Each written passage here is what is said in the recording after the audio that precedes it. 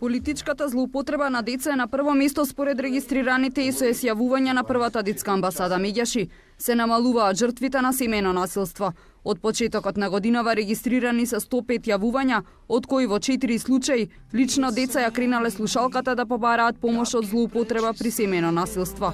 За првите 6 месеци Меѓаши според јавувањата на СОС телефонот регистрирала 38 деца кои се жртви кои живеат на работна екзистенција. 32 се жртви на семејно насилство, 19 деца се жртви на бракоразводни постапки, додека 13 биле жртви на насилство меѓу врсници и 3 деца биле жртви на сексуална злоупотреба.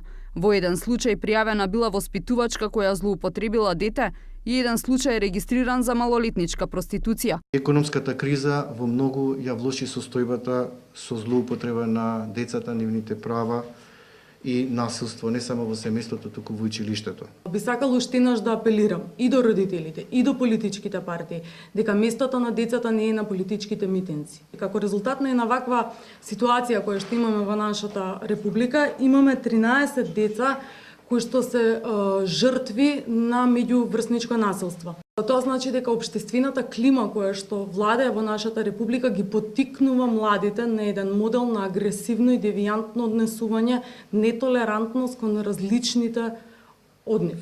За 20 годишното работење на првата детска амбасада Меѓаши преку СОС телефонот помош побарале преку 19.700 деца, според статистиките. Таргет жртви се деца од 6 до 14 години. Директорот на Меѓаши Драги Змијанац вели дека земјава има потреба од дневни центри за зависници, како и центри за деца жртви од педофилија или сексуално насилство. Бидејќи таквите жртви, вели тој, нема каде да се сместат по злоставувањето.